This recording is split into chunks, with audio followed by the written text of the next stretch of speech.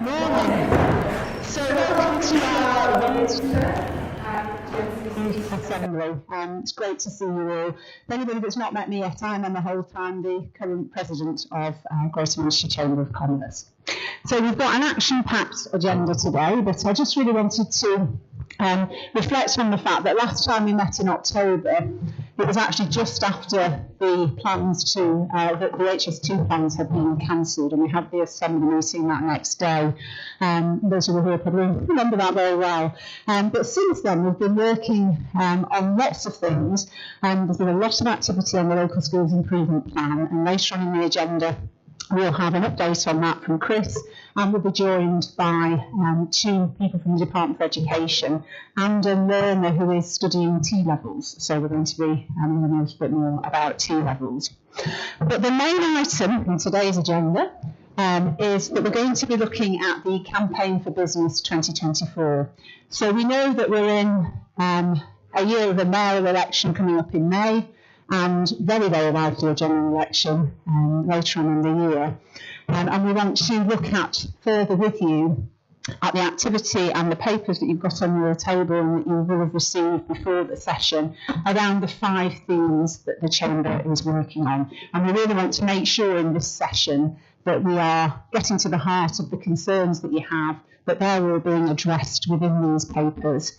And to talk about that through some specific lenses. So the focus for today is very much the Campaign for Business. We're going to spend about an hour on that, around about, and then we'll have the update from the Department for Education and on HS2 and on LSIP. Okay, so before Christmas, we launched our 5 themes, and week to week, over 5 weeks, we have been sending out information across those themes. And those themes are business conditions, trade, net zero, skills, and connectivity.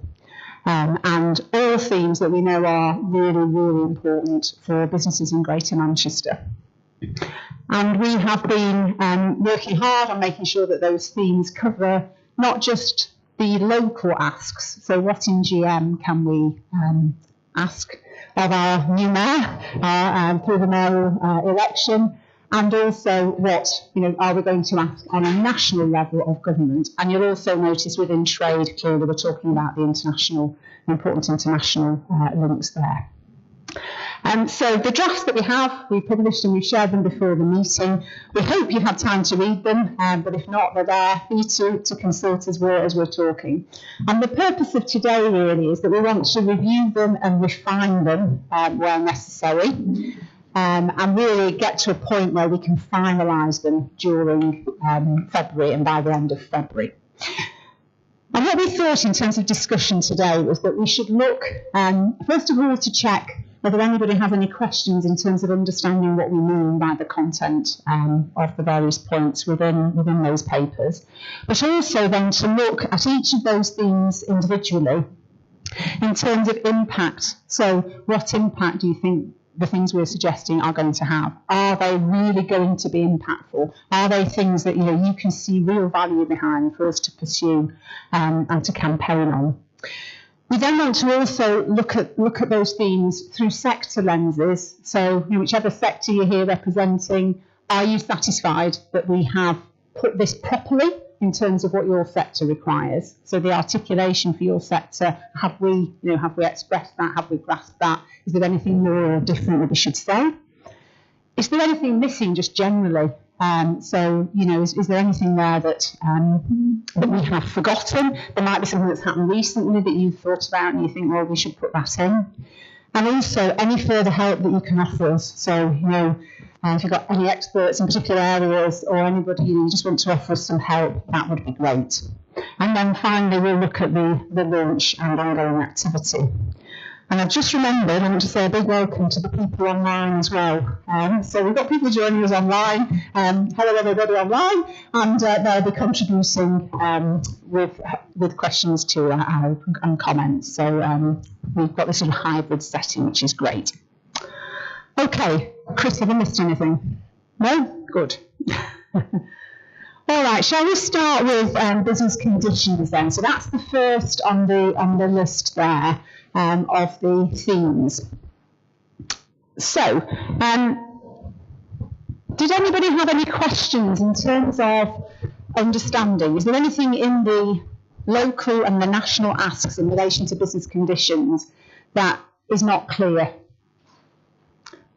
And perhaps I could add to that too, anything you think we haven't expressed very well too, because we want to make sure we really get these points across.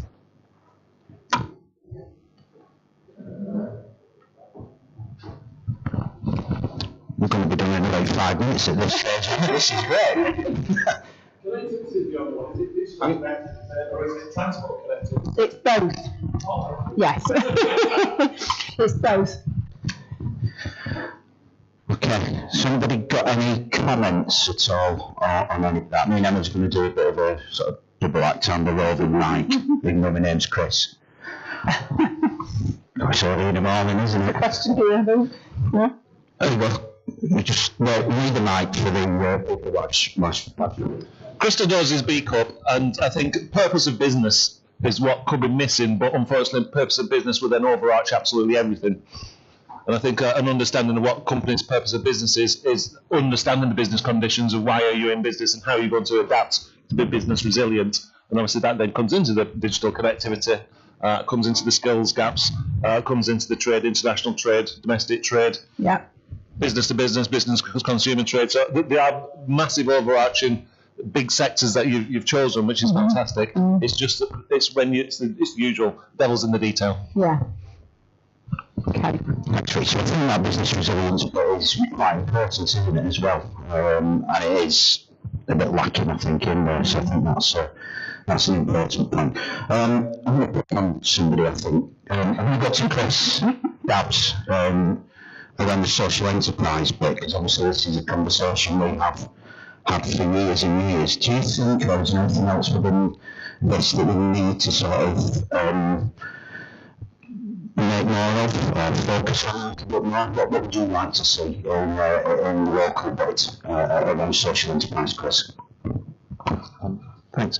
I think from the point of view of sort of social and cooperative businesses, it's looking at the specific opportunities that there are, both in terms of where things like mutualisation could be a real possibility. So for example, even at national level at the moment, the talks that there have been this week about mutualising the post office, looking at different types of business as well, and particularly I think for those parts of Greater Manchester where there's a lot less wealth, about how that can open up opportunities in what I would call low wealth communities to start taking control of people's lives and give them real opportunities. And the other thing that we've been exploring more recently, and sort of links to the employment question, is about those parts of the population which just struggle to get traditional employment. So the opportunities, for example, for disabled people, ex-offenders, and so on, where there's much greater opportunity if we give them new pathways to create new sorts of social businesses, where they can have collective ownership, and it just allows people to root into the economy. Okay, thanks very much. Chris, any comments from anybody on that? Sorry. So this is a clarification I need from you, Chris, which is, which of these themes would you probably want to fit that under, or do you want to see a separate theme for social businesses, or the issue that you mentioned, which is reaching out to a wider group? I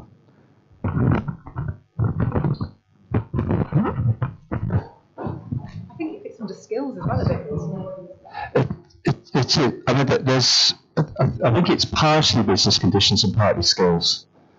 So part of it, I think, some of the groups I've mentioned, we found it is about starting from what I would call a strengths point of view. So for autistic people, for example, seeing what autistic people offer rather than perceive them as a problem. And so there's a skills element about what is it that people are offering. But equally, from a social business point of view, when policies are being laid out, when strategies are being developed, non-traditional types of businesses actually kept in mind. So we don't just assume all businesses are purely profit-driven types of models, because obviously there are other ways of doing business. So I think it's just about making sure we recognise the diversity that there can be within business to meet different needs. That's, yeah, right. Suppose all okay with that. Cash. So really it's about the skills thing, and I think there's an opportunity for 2024 to kind of like bring more to life the work that Chris done, in terms of the skills agenda. And I'll give you an example. So this week is National Apprenticeship Week. So what I did was I was trying to highlight, but also I'm really for trying to encourage local businesses to get involved in things.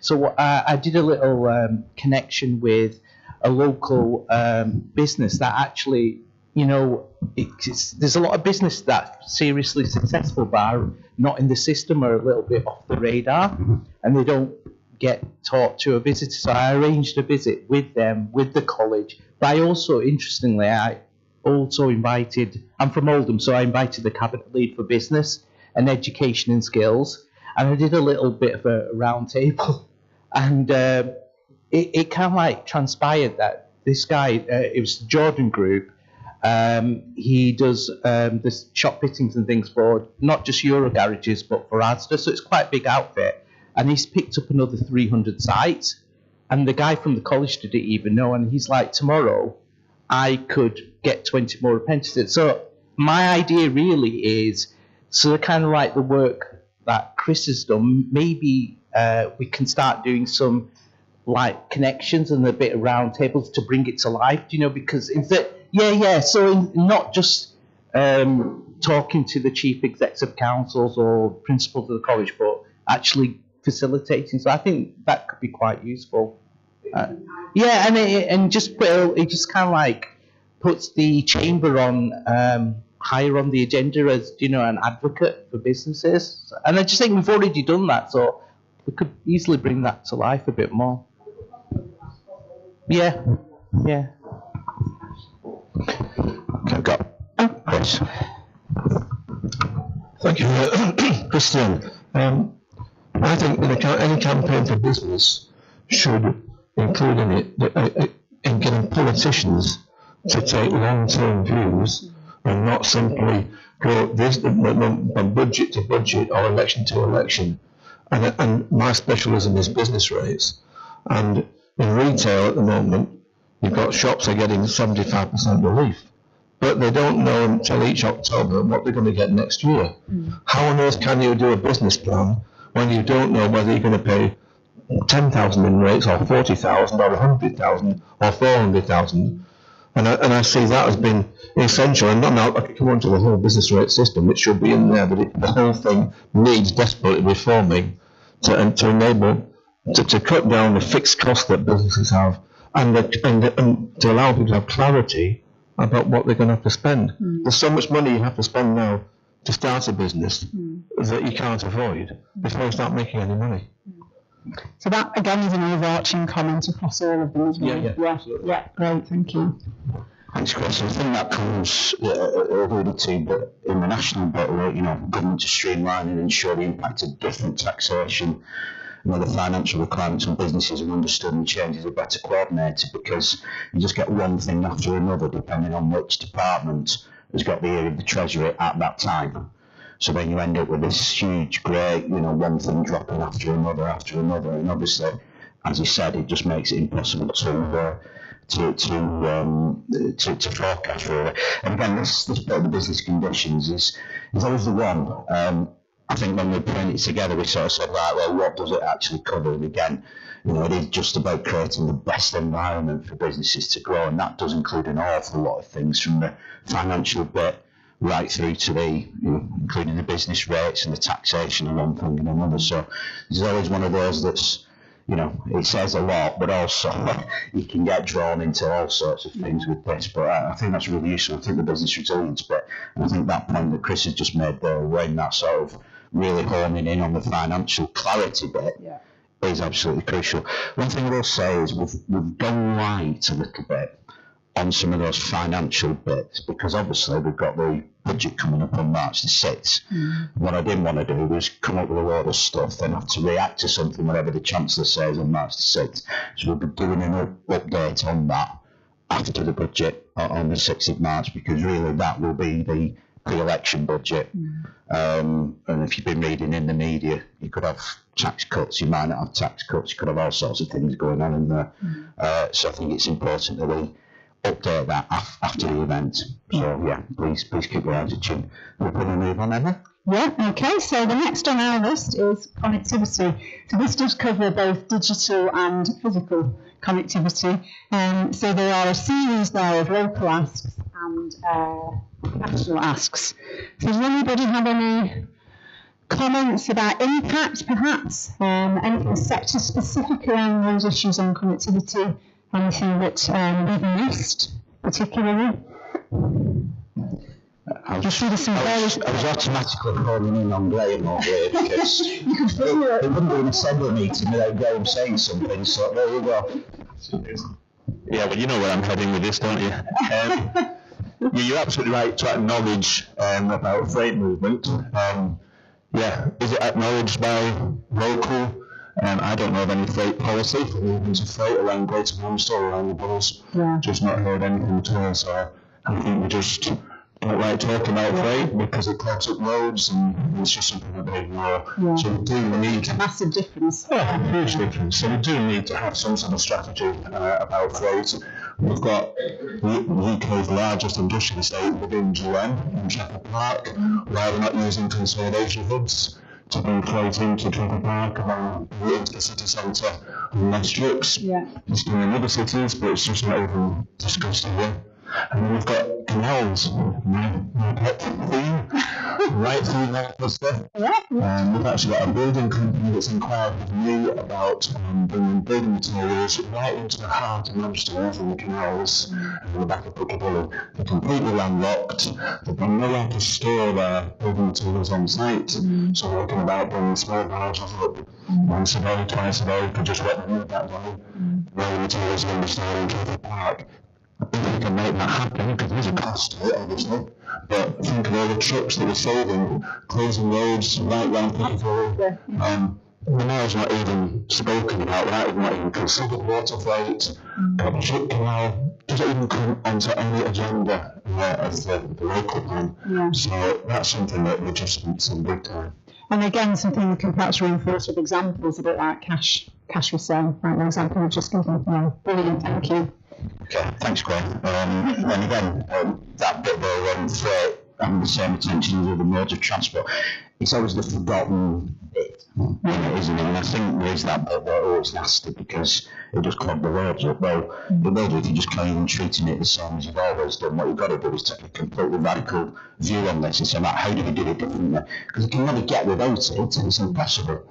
And from the point of view of logistics as well, warehousing, and we've seen this through the local skills work, it's one of the big sectors in GM. And to do that, you also need to employ people as well. But I can reading from the chin, I don't know what I'm doing, I'm just making myself, but anyway. I believe for my job, this is it's so much seriousness that goes in this. Super, I think has a point. Sure. Question for Graham, clarification. So we have developments like Port Salford, Logistics North, etc., and then of course Trafford Park. So is your point that we still do not have a coherent strategy which can leverage those assets and then still bring stuff into GM and at different locations in GM?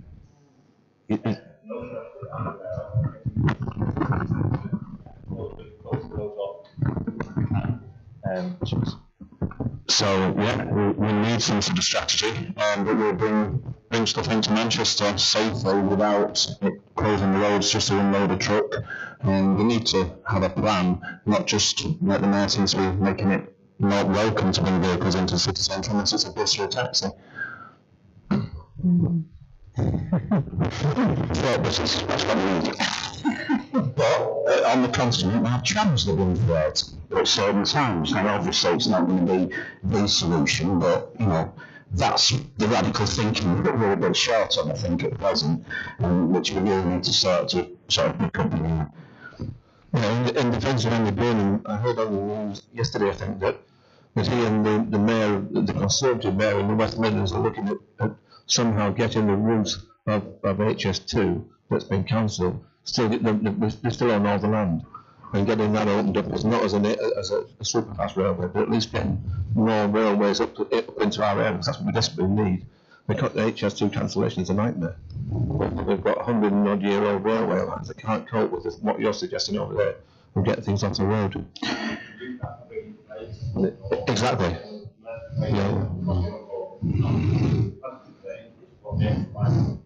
Yeah, that's right. That gets it off. Yeah.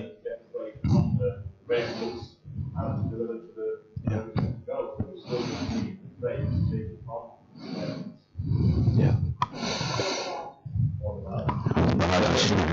It's a great idea.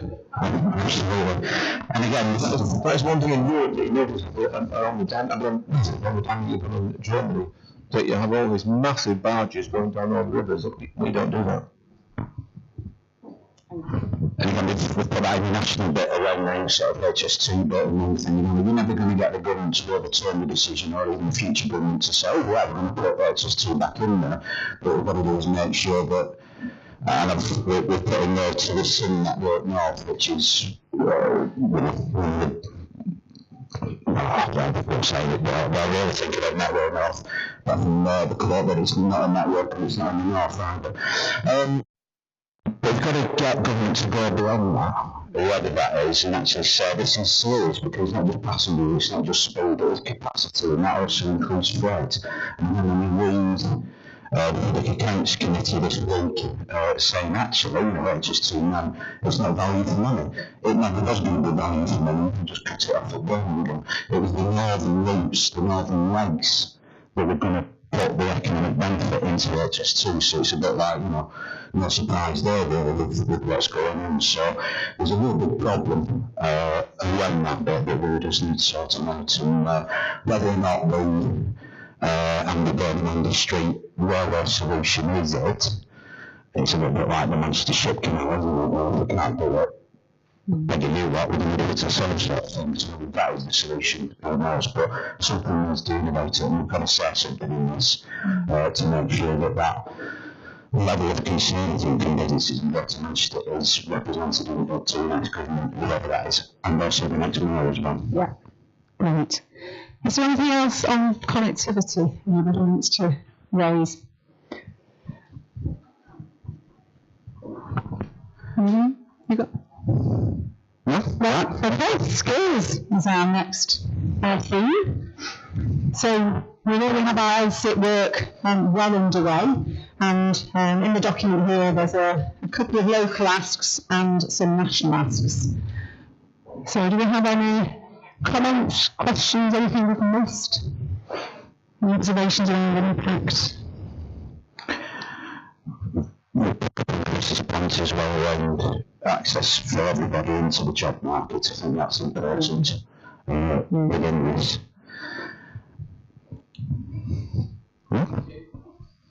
So just another thought on skills. I think maybe again with the work that you did, is there any potential where we could do some labour market information but aimed at schools in terms of careers counsellors and careers guidance, in terms of it's all about matching our future young people into the jobs of GM, and and one of the influence, not the only influencer, is schools and careers counsellors as well as parents and things. So there might be scope to do little presentations to clusters of secondary school careers counsellors and colleges. That might, and can I give them a bit of CPD in that area? The other opportunities. Thank you. David Allen tonight, run Manchester Arndale. Just picking up on your point there, Cash. Yeah, when we reach out to Manchester College, for example, and other schools and other types of organisations like that, the one thing that they really struggle at is they've got nowhere to go to access business. So they're reliant on an individual who's running a business to think, well, actually, we need to, as part of our ESG strategy, we need to reach out and develop people and the whole skills shortage that we have that. But there needs to be some way whereby the educational organisations are able to get access into those businesses that actually have got a propensity to want to get involved in that type of activity. And I think that's the big void at the moment for a lot of those educational type institutions. The strategy we also looking at helping employers to navigate the skills part of it was how to navigate the skills. We're always talking the other way around. Yeah, good point. Very good on that. Thank you. Julie Lappin, and I'm from the Greater Manchester Learning Provider Network. And just to touch on cash points, there is a scheme that's funded by the DFE for ASK, and that is where we have representation going into secondary schools to give advice on bias advice on next steps. But what we are desperately missing is someone to go into SMEs and to actually give them advice, because if you're not in education, funding is very complex. If you're in it, when you're out of it, it's extremely complex. And what is needed is some funding to support those SMEs to actually help them understand the opportunities through boot camps, through adult education funding, and through apprenticeships, that they could actually fill their vacancies through the use of all of these resources. And I would encourage anyone that is in education to actually come along with the network. We represent all the colleges, all independent training providers. We work with community organisations as well in the post-16 sector to come along, get involved in the network to actually help plug those skill gaps and give them next steps to those young people. And the second point would be there is an increase in our NEET learners. Worryingly, it's increasing by the day. We've got 16-year-olds that are not in education or in employment or training, but the 17-year-olds are actually outnumbering our 16-year-olds, and there's really lack of funding. Independent training providers are struggling to get these young people on board. We really need, with the removal of traineeships, what are we going to do? We need some additional funding to actually help support these young people get back into education, back into training, re-engage them. Sometimes they are afraid of coming into education, the colleges, because of anxiety, the post-COVID impact. We really need to urgently all work together to address this issue. Thank you. I think my trade help on in terms of the skills. I also keep raising the issue about not so much emphasis on language skills, especially for trade. If we want to kind of, we talk about trade, but people that are working in the field, they need to kind of develop those skills and talking to some members and customers. It's just the soft skills, the selling, the business development, the presentation, all those are extremely important, but I don't see anywhere currently in the presentation that is being given the importance or there is no provision that is kind of targeting that kind of skills with a focus on international trade. We're saying that we're exporting region, but we are still lagging behind compared to northern or even south, despite the fact that we have a really good set of businesses here. Mm-hmm. So that's matching skills to opportunities. Yeah, very much so. Some great points there. Yeah. Thanks. I suppose just reflecting on something that we've been doing for the last couple of years with young people and adults. And I think there's three things that they've reflected back. One is what's taught in schools, how much of it frankly is irrelevant. They've been pushed through a system which is not preparing them for the type of work and skills that are going to be needed. So I think if there's any way of affecting the education system, that would be really helpful. The second thing I think for the young people we've worked with even when they've got skills, and it is twofold. One is the recruitment processes that a lot of employers use. They're actually a barrier in many cases to recruiting people, but particularly where it's very traditional sort of application interview type techniques, and they actively exclude some of the young people. And the third one, which rarely gets talked about, you can have as many skills as you want, but if you don't have the right connections, you're stuffed. So where I am in Salford, we've got allegedly the fastest growing economy in the north of England. And literally now the city council talks about a tale of two cities.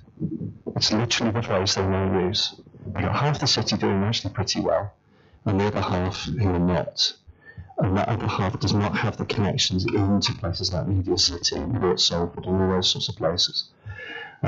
So absolutely fine with the skills development and so on, but I think we also need to recognise how most people get most decent jobs is about who you know. And I think we just need to be more explicit about that and start to find ways of addressing that. Because otherwise, what many of the people we've worked with says we know, even if we work hard, even if we get qualifications, etc., if I come from a certain background, I'm still not going to get the best jobs. Let's just picking up on that point, and Andy wants to come with a question over there. Part of the local bit in this with the mayoral election would be around Andy Burnham's idea for the MBAC, the Manchester Baccalaureate, or Greater Manchester Baccalaureate, which is that bit around giving young people sort of year 10, year 11 that option between an academic route and a vocational route. What you just described there, do you think if that ever gets off the ground, and that's a big if, because you're going to have government backing somewhere along the line, so you've also got things like the advanced British standard coming up, do you think that will resolve that issue that you just highlighted there, or are you still going to have a better response but still people left on the outside? Well, I suppose I'd go back to your comment about the Manchester Ship Canal. That if we wait for national government to change this, we're going to be waiting for decades and decades. So I think, if there's any way of shifting it at all locally, that'd be a good thing. Would it address all of those issues? No. Could it? Yes. Because I think if it started to change the way that schools run, and we move away from that sort of Victorian model of school, which largely still exists, if we're really honest, around that we recognise that things like Google actually exist, and that just remembering those legends of facts is still the way that you pass exams. It's just mad. But I think also we can go so far with qualifications and so on and so forth. It still doesn't break that class barrier, which is essentially what we're talking about. So I think there's also something about how do we connect those people who don't have the connections to where the employers are, and literally expose one to the other. Yeah. For example, in Salford we've come across young people who literally think they need to get tickets to go to Salford Keys. Right. That's how well connected they are. Right. That's shocking in the extreme. Some powerful points there, and also strongly that theme of catch up of those who have come through the system and are point to facing such problems. Thank you. Andy Roberts, Lord President of Boeing, but also on the board of the University of Bolton and Chair of Bolton College. And I think we're actually on the brink of a further education and higher education skills crisis, funding-wise. And I think we've really got to be campaigning with the Treasury to release funds into further education. We've got universities that have got less than 2 months worth of cash left because the fees haven't gone up for 6 or 7 years, and we can't afford to pay the increases in staff wages and utility costs and other things that have gone up massively in the last few years. In college, we've got over 1,000 students in Borough, over 1,000 students in Bolton, I guess, in every other area in Greater Manchester, who are coming to the college who haven't got the relevant GCSE grades to be able to get onto the basic T levels, and so we have to go through a foundation course to take maths and English again, which is really, really difficult because they don't want to do it, they don't turn up to the classes because they don't want to do it. So there's a big crisis there. There's a crisis in terms of lecturers, English and maths teachers, just nobody around to do that. Wage inflation in colleges is massive because colleges are stealing lecturers from one college to the other, and massive salary increases, £7,000 for a lecturer to move an electrical lecturer to move from one college to the other, increase in salary. It's phenomenal. Colleges have always been underfunded. They only got half an increase to pay for the staff because the increase in funding was only for 16 to 18s, but not for other areas that the college is working. And it's so critical to fix the problem that we've got in the UK and how we can get those thousands of students to better their life chances by getting them to training courses. So I think we need to be really tackling, and it's not the power for education, it's the Treasury who are holding us back. Yeah. Thank you. Really good points. Yes. Sorry. Hello, this is our first meeting at the Chamber, so we're actually from out of area. We're based in Cheshire and Warrington. We're just starting to do some work with you guys in Manchester. We run a programme called the Cheshire and Warrington Pledge, which is not rocket science, it's about connecting businesses with education. So very much working with that and people like that. It's just interesting, we in Cheshire and Warrington are really struggling to help business and young people to understand what the gaps are. So I just did what we've done in Cheshire. I googled the apprenticeship vacancies within 10 miles of here. Digital looks like a massive priority. There's only 9 vacancies within 10 miles of here. So young people are being told they're going to get digital, they've got to do computing. Something like 2.1% of apprenticeship vacancies are in digital. So really need to think about how we get those messages correct for young people, because I believe that's a massive priority. I agree with you about the education system and what kids are being taught. I spent most of my career working at Wally Range High School in the senior leadership team there, and we've got colleagues now who've come out of education working with us, feeling inspired that they can actually make a difference because they're not wrapped up in curriculum, they're just talking to kids about their future. So I think there's something about using the LSIP, etc., to really help so we can tell kids there are jobs in digital, but actually, where are they? So that's one of the things we'd be really keen to work with you guys on. Yeah, well, that's good, and I'll help. Hopefully received, I think, on the answer as we move into that bit there. I've got time for Graham. Sorry. Cheers, just quickly. As an employer, I think we've almost lost sight of where to go sometimes for recruiting. It used to be the case many years ago. You used to have a job centre, and if you wanted to recruit, you went to the job centre and put that person in there, and if you wanted a job, you went to the job centre to see what jobs there were. Now there just seems too many different ways and places to look. So for lower skill, we might use Indeed. For graduates, we've gone direct to universities looking for graduates.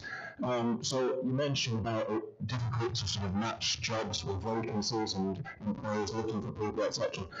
Perhaps we need to go back to how it used to be, where there's one central place that everyone went to recruit or to post their vacancies, and then people know where to look, and it all comes together.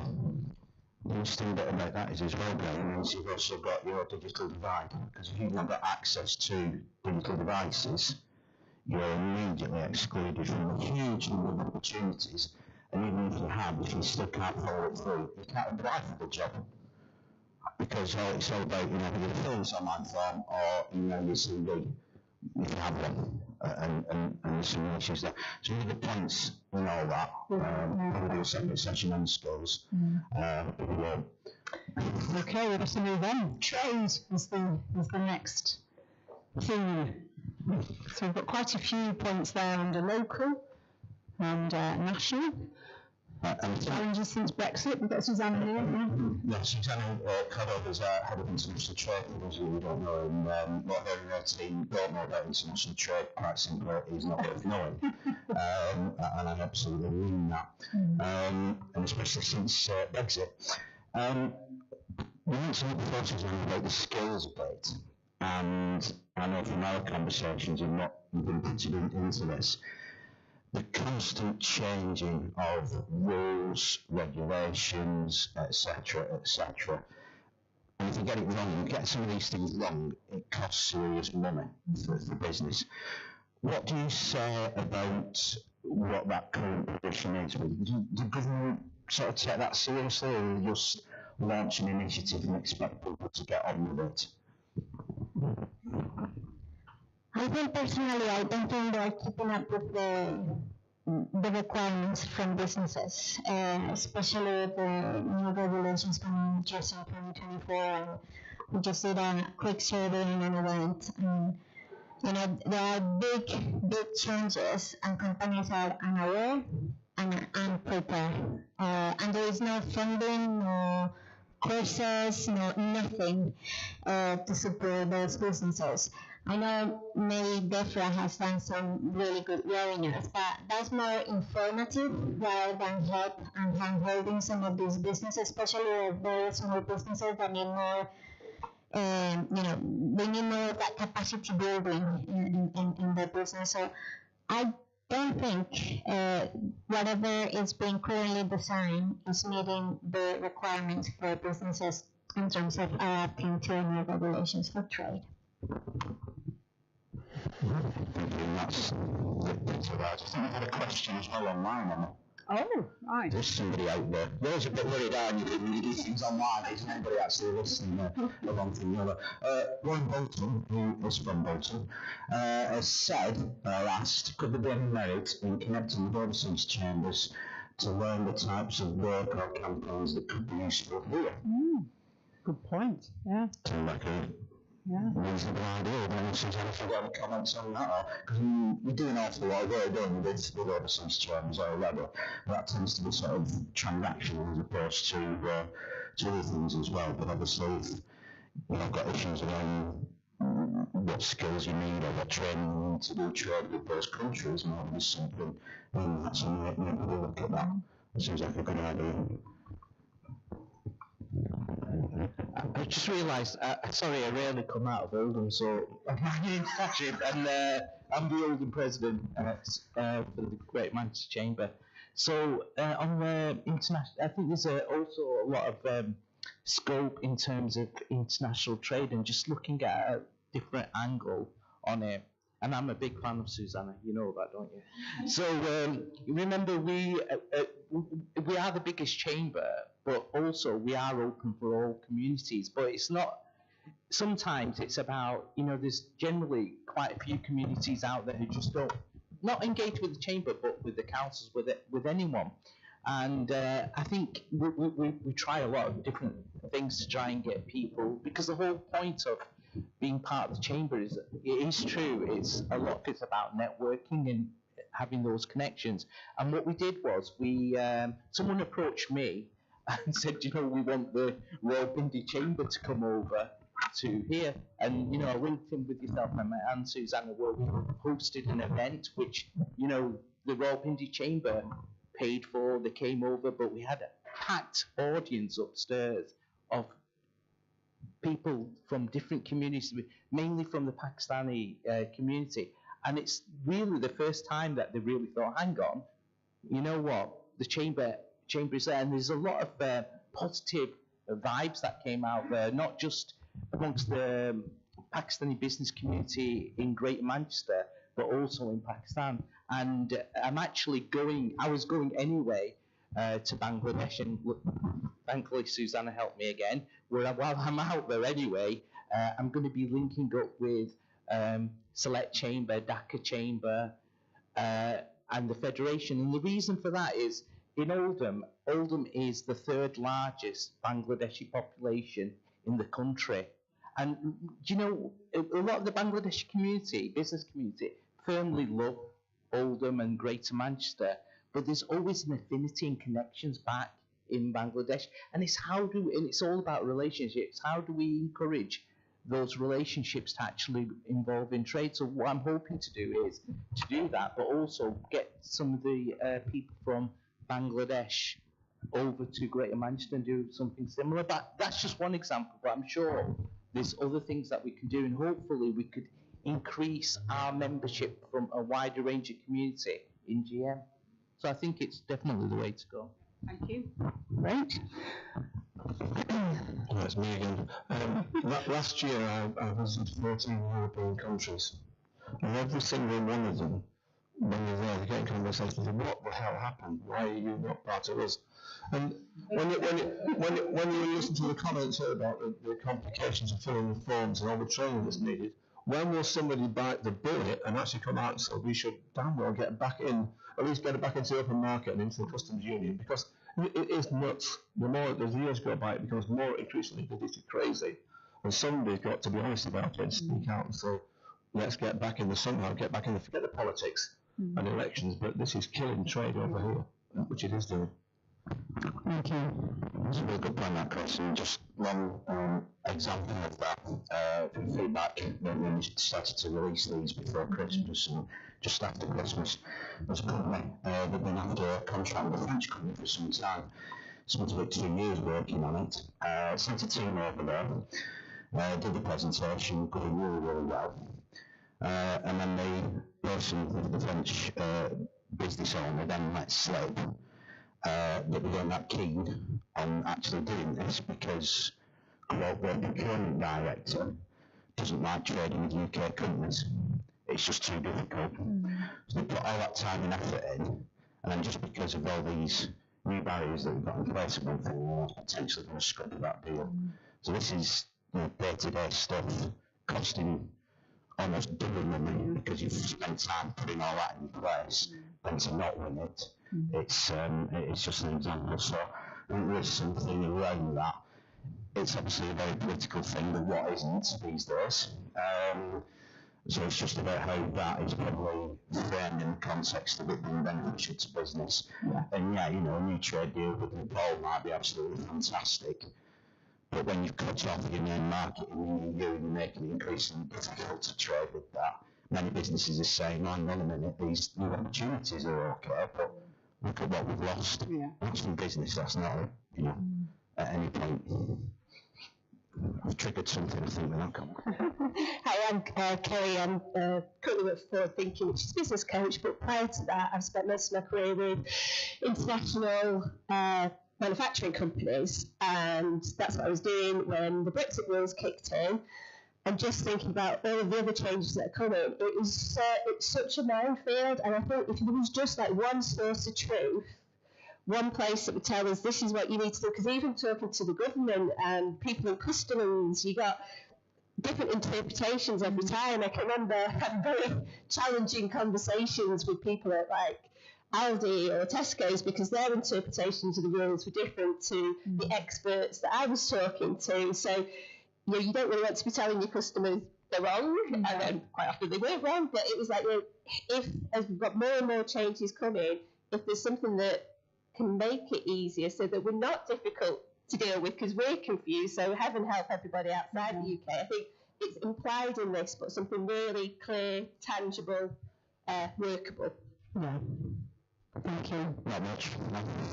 It's reality, it's that clarity, I think, and this is also linking in, I think, with what Susanna was saying around the rules seem to change every week and people are just confused by it. Yeah, in my day job, it's a technology company that I run, and 10% of our business was exporting to Europe, headsets and peripheral devices. Brexit came and it just stopped overnight. It was just too difficult. But we got a call from a number of our customers saying, if you can't supply to Europe, you've got to give up the UK business as well, because we want one supplier to cover the whole of Europe.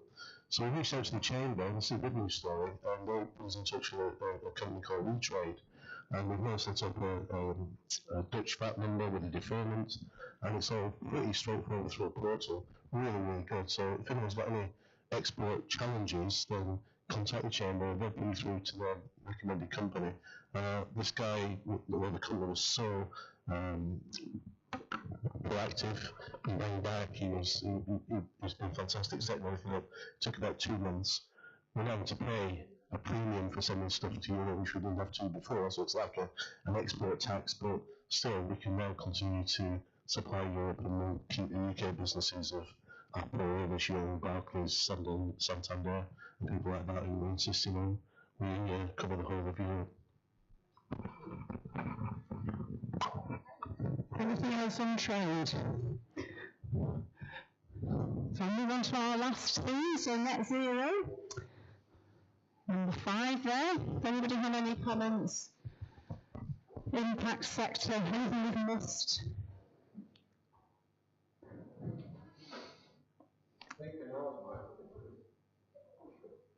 Canals.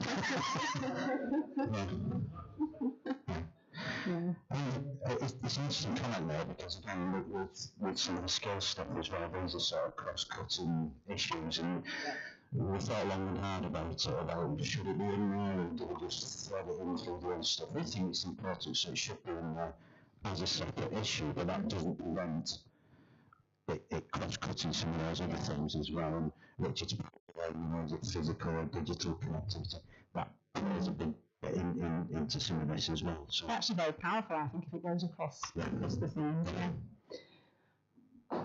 Any further comments? Anything, Chris, you wanted to raise? No? Okay. Right. So, thank you everybody for your input there. Some absolutely brilliant comments. The next steps are that we will be finalising the draft of the campaign for business by the end of February. We will take account of what you said today, and we'll circulate that ready for a launch in early March, when it will go to candidates and other organisations. We'll also be rolling out a series of webinars and events on each theme. We very much want to make sure those themes stay relevant and are up to date. So we talked about the impact of the budget, etc. So obviously keeping on top of those things. And we also have a series of sponsorship opportunities around these, so please look out for those and get involved. Okay, so we'll move on to our next item now. Sorry, just before I do that, just another comment off the YouTube live stream as well. Right, yep. From Sharon Seville in Stockport. She's last Stockport president. And so Ryan was just picking up on the point around working with overseas chambers. Yeah. Don't forget UK chambers as well, to do some joint working with as well. Great comment. Yeah, it's one of those things you sometimes forget what's right on the doorstep instead of other things. So we'll put that up. Brilliant, thank you. Okay, so we're now being joined by Hazel and Andrew from the Department for Education and by Janelle. So Hazel and Andrew are going to give us a presentation about T-levels, and Janelle's going to share her experience as well. So over to you. Thank you. Please, if that's okay, yeah.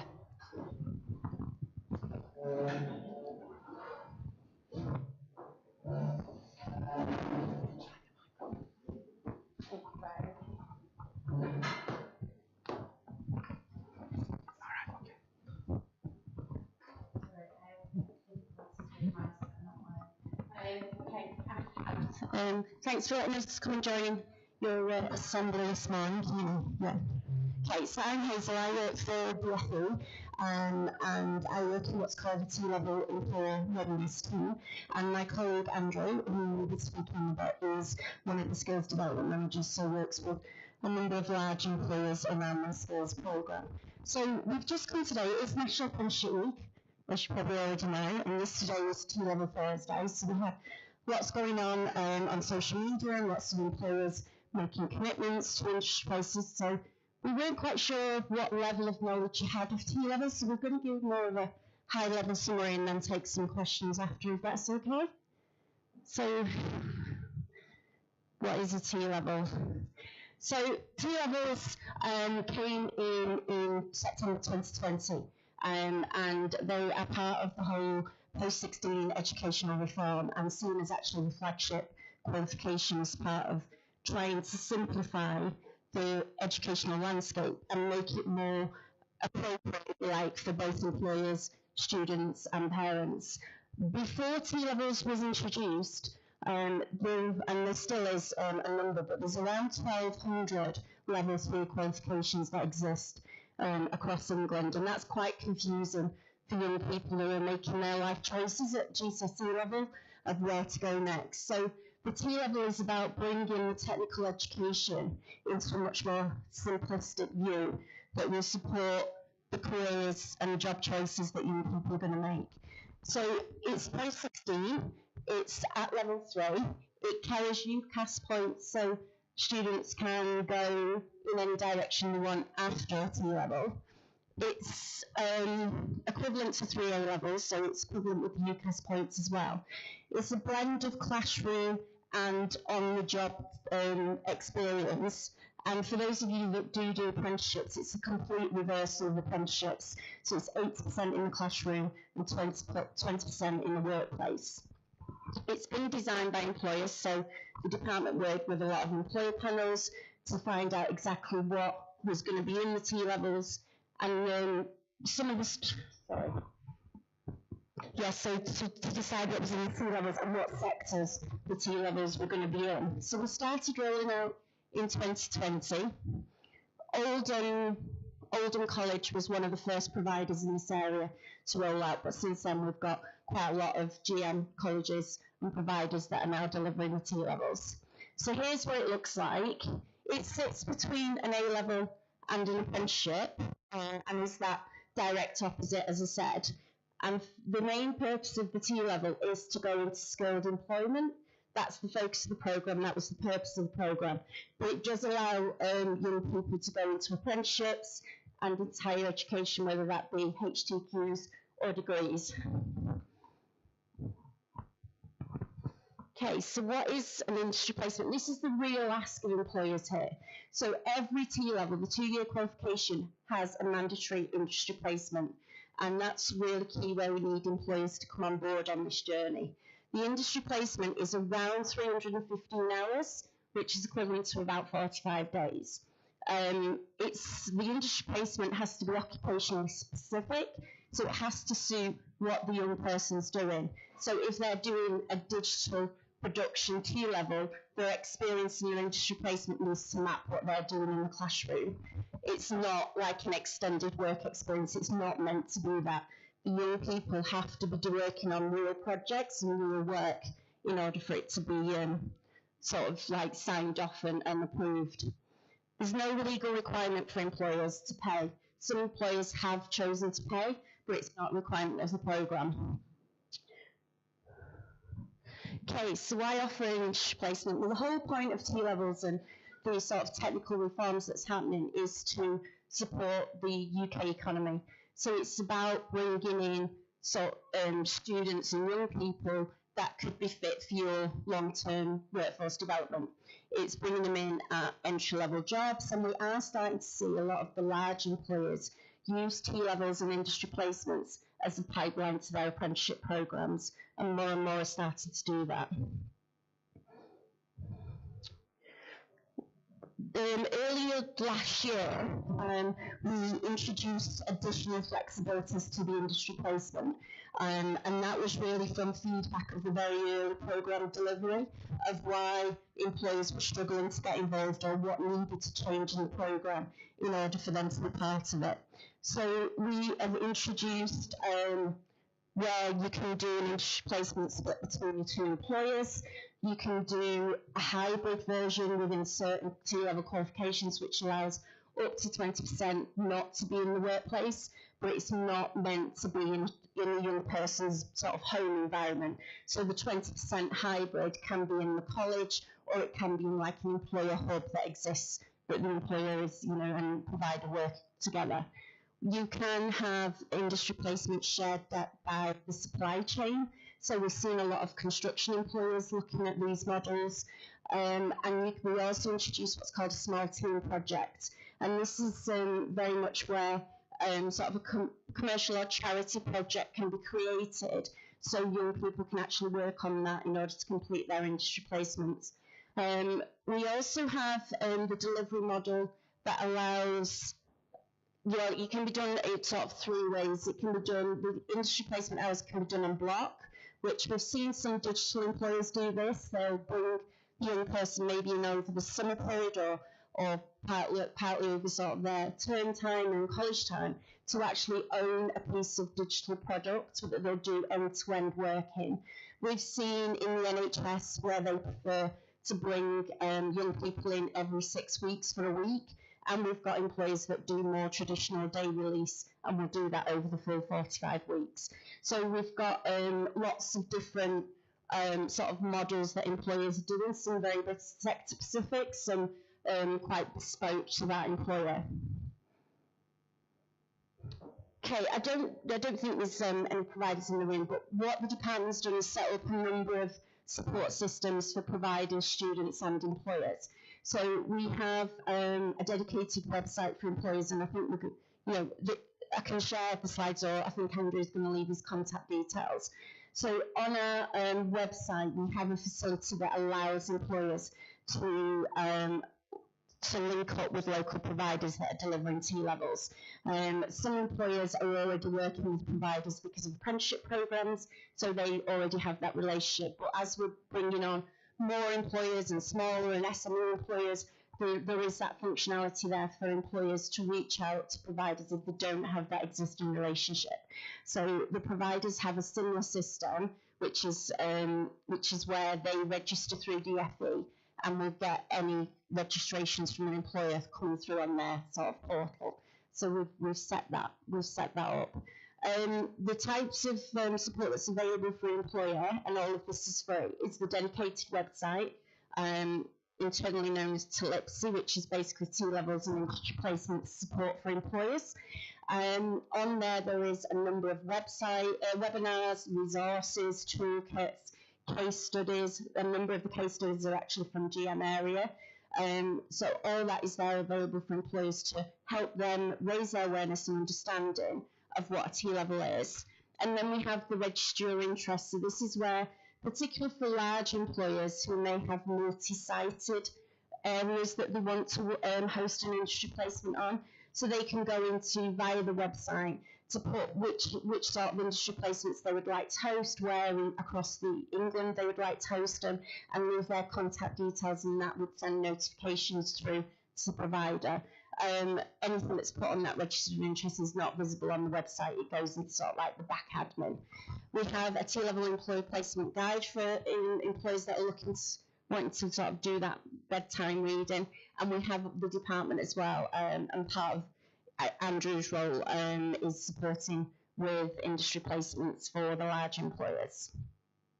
One of the things I was asked to do was actually share what it's like as an employee. So that's sort of the DFE summary of why we're doing T-levels and the importance. Sorry. Yeah, of course. Yeah. I was going to say, I think the content that we've had so far, that was your vegetables. So we've got that out of the way, and now it's time for what I refer to as the desserts. So actually, as a department, we are trying to practice what we preach. So we've taken on individuals, and we're looking to massively expand the number of range of young people we invite into the department. And so now we're going to talk a little bit about what was our experience like trying to engage with providers and actually make it a reality. And then we're going to get new people engineer as well. One of our inaugural placements in Manchester office, who can share a little bit about their experience to set context. Thanks, Andrew.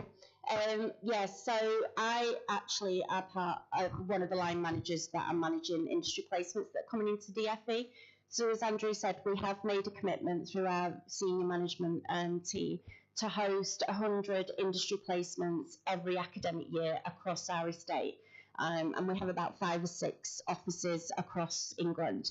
We were really fortunate in Manchester that we took on the first 2 of them, the 100, one being Janae and another being a young lady called Annie. And they've come to us from Manchester College. They're both second-year students, and Janae will share more about her experience. But for me, as a line manager and employer, we just want to share some of the things that you might want to think about before you start onboarding an industry placement. So this is once you've sort of identified what the job role looks like. You may have put together a person specification. You may have shared that with your nearest provider who says they do have young people that are interested in your role. You may decide to do like a full application CV interview type recruitment, or you may leave it with the provider to make the decision. It's very much down to you and the provider to decide how you want to identify and then onboard. Being the civil service, the onboarding was not easy for us. We found very early on that lots of young people don't have the necessary identification documents that would be required for most roles, but certainly required for onboarding into the civil service. So one of the things that we are doing as a department is working with providers to make sure that they're preparing the young people much earlier on about getting the right type of identification document, so it doesn't become a time lag when the onboarding starts. It was really important for us to work with our DFE HR to understand exactly everything that was going to be needed for the onboarding process. And we have, myself and the policy team, have created lots of aid memoirs and support for line managers to help with that onboarding. So that's another thing that you might want to consider if you set up resources to help with your onboarding if you're going to be taking them on and, you know, doing sort of like cohort after cohort. One of the things, we are DFE, and obviously everyone in DFE is around the education, but not everybody works in post-16 education within DFE. We have schools divisions and lots of other things that go on. So T-levels and industry placements was not something as DFE staff-wide we're that familiar with, because it's not their area of work. So we also did a lot of like sort of teachings and presentations to internal staff, so they understood what the T-level, and in particular what an industry placement could look like should they host within their teams. So we've created a SharePoint, we've created a line manager network to bring those staff together. One of the things we've done within DFE is a lot of the line managers that are going to be managing these young people or mentors to these young people are actually sort of their first or very early stage of line management. So we have a lot of staff within DFE of various grades that don't have, we're a small department, so there's not a lot of line management sort of skills and you know, sort of background within our department. If you compare that, say, to DWP or HMRC, which is much bigger, you will find lots of staff at sort of junior management grades that are line managers. In DFE, it's a lot of policy staff and not necessarily line managers. So we have introduced the industry placement to people that are looking for that first line manager experience. So we're putting them through all our internal training. And we have found from all employees that actually it supports the internal sort of L&D of staff by giving them the responsibility of an industry placement. So we've done line manager training. We've done. We also have obviously civil service training that staff are going on as well. And we've encouraged the line managers to network together. It's not me personally, but Bex, who works on the FE IP placements. She's working with providers across the country, across England, to place these 100 people within our business. So that is something, when you're looking at scaling up, it's building them relationships with providers. It's not one provider, it's multiple providers, and how best you do that. And Bex actually found it easier to use the resources that we've created for employers to do that for ourselves internally. The other thing that's really important as a line manager is you understand what the course content is of what the young person's doing, and therefore the industry placement, so it maps across. As a line manager, you will get from the provider learning objectives, and then learning objectives are to be met as part of the placement in order for them to complete the industry placement. So you're signing that off as a line manager, but all the support is there from the providers to do that. So we've dipped our toe in the water, and I have personally, but I've managed staff over many years within the civil service. But it's been an absolute pleasure bringing in both Annie and Janae into the Manchester office, because they bring such a breath of fresh air.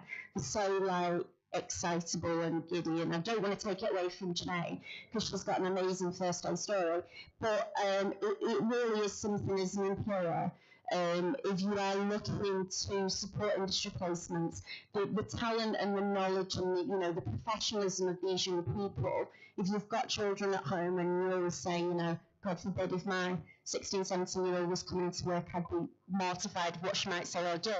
But kids tend to operate different. The one person at home and one person in a work environment. And definitely, those three young ladies that have come to us are definitely helping DFE, not just talk the talk, but walk the walk as well with regards to hosting industry places.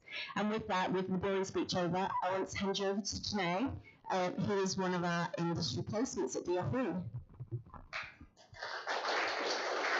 Thank you, Hazel.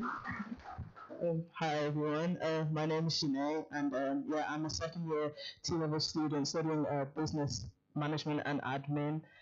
My kind of journey to T-levels was, I never actually knew about T-levels, so me choosing T-levels was not a part of my plan at all. I was definitely taught that A-levels was the way to go. It was more academic, so I thought I was more academic. So I actually wanted to do A-level maths, business, and economics. I was thinking that I'd be wanting to go into the financial sector. But I had to leave my school in Southampton very suddenly, moving me back to Manchester, born and raised. But with that also, whilst you're doing your GCSEs, you're also looking for colleges and sixth forms to attend to. So with that sudden move, I had to now completely change my course of action. And I was like, there's nothing there that is actually, there's no colleges available for me to choose the actual courses that I want, except for one college that did, but I actually overslept on the day of applying, so that went out of the window a bit.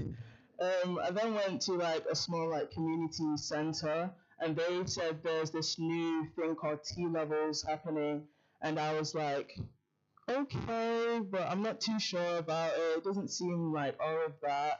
And then there was well, you should give it a try. And I was like, there's nothing else I really have to lose, to be honest. I don't really have a choice in the matter anymore.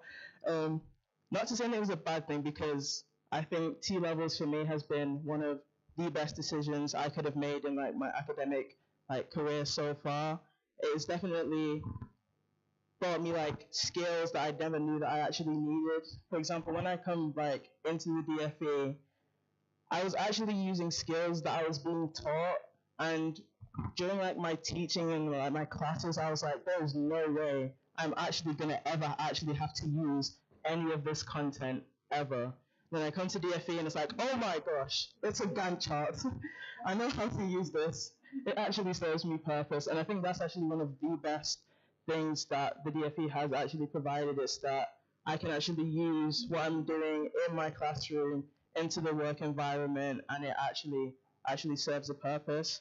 But DFE is not my first placement. This is my third. My first one was with a small accounting firm. It was terrible.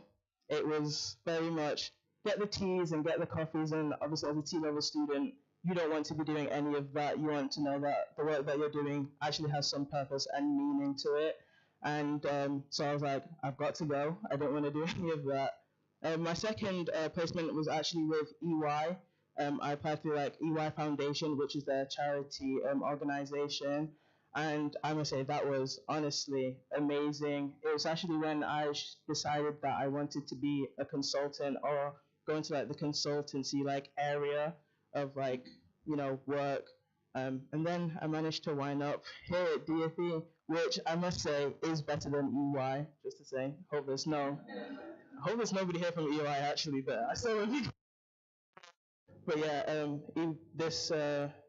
this experience has definitely been one of the best, and they've actually helped me to expand my horizons of what I want to do in the future. Like I said before, I was definitely a lot more academic, so I wanted to go to university, and I have a lot of siblings who definitely went through that route, and my brothers and my sisters were master's degree, and I've got this and I've got that, and I was like, well, if you guys have done it, that's something that I have to do. I'm not going to be the one to start causing some trouble and like not doing any of that. But now definitely I'm trying to apply for like degree apprenticeships, and I was actually talking to Andrew before, and he was definitely helping me understand that not only degree apprenticeships are like the way, but like level 4 and level 5 apprenticeships as well.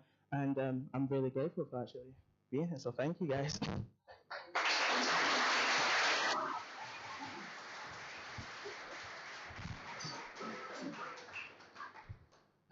So I'm not going to talk very long, and then we're going to give you some time to ask me some questions to both of our previous two speakers. I just want to say you've been bombarded with quite a lot of information here. I totally appreciate that. So I would say take away 3 things. 1, for years, employer representative bodies have been saying that people coming out of the education system weren't coming into the workplace with workplace skills. They weren't quite ready. We've even had complaints about people, graduates coming out of university, going into the workplace, and employers being a little bit aghast at some of the missing skills that those individuals have. So this policy of T-levels and having people do experience as part of their studies is one of our policy offerings to try and ameliorate that issue. Number 2, this is a fantastic opportunity for you to get exposure to that new emerging workforce. You're a Chamber of Commerce, there's going to be a vast variety of sizes of organisations. There might be a lot of organisations here who are members of the Chamber who don't really have any name recognition with a lot of people, young people coming out of school. This is your opportunity to get your name, your corporate identity in front of those types of individuals. And 3, appreciate that if you are interested, you kind of now need to understand what's the next step. So if you go to this QR code, it'll take you to a form where you can leave your name and email address, or you can just come and speak to one of us. I promise it'll not lead to an increase in PPI, reclaim emails, or there won't be a number of long lost inheritances that I'm going to try and help you locate. It'll purely just be, if you're interested in finding out a little bit more, how could you be connected to a college, or what subjects are available in your neck of the woods, I can help you find that out.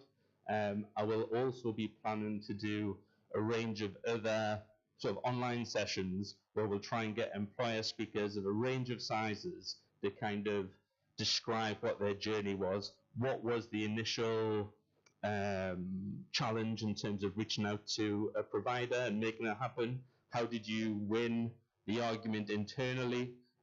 What was it like organising the first day for the individual young person to come in? So we'll try and do some content where we get different employers to kind of outline what their experience was and try and bring it to life. So if you've got any questions about the experience, anything for Janae, please put your hand up. We'll welcome that, and then we'd also appreciate the opportunity to sort of just mill around, and if you want to come up and ask us any questions on a one-to-one basis, that's also fine. Any questions? Yeah.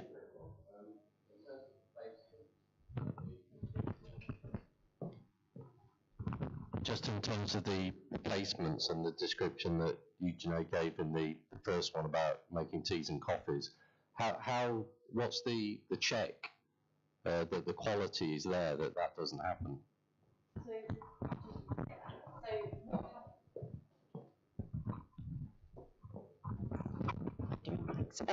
Yes, so once an employer has decided they want to host an industry placement, then that's when the work is done with the provider.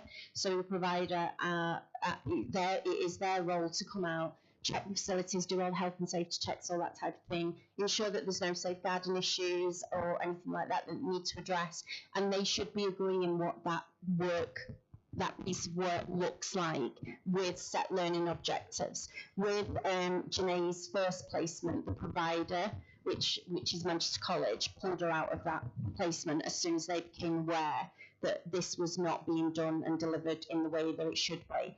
So for any employer, it is really key that you have got an agreed learning objectives for your young people, and that is being adhered to, because these young people do not qualify and get their T-level qualification without that mandatory industry placement being completed. So it's not something we like to have to do, is pull young people out of a placement, but we will actually, absolutely do that if that young person is not getting the experience that's been agreed beforehand between the provider and the employer. So, and I think, it's all a learning curve in tech, but yeah, provider checks are put in place to prevent that type of thing. Okay, so can we thank Janelle, Hazel and Andrew? That was really great and very, very helpful. Thank you.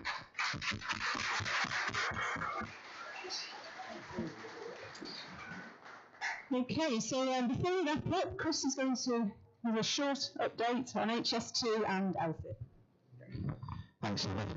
If there's a quote I'm going to take away from it today, it's, oh my gosh, it's a Gantt chart. Never heard that in a presentation before, but yeah. No, thank you for that. That's so important, and I think the point there, David's question as well around the quality of experience that people get really at time and time, not just T-levels, work experience as well. It's important we don't take these people for granted when we've got them in the workplace. That doesn't do anything for anybody.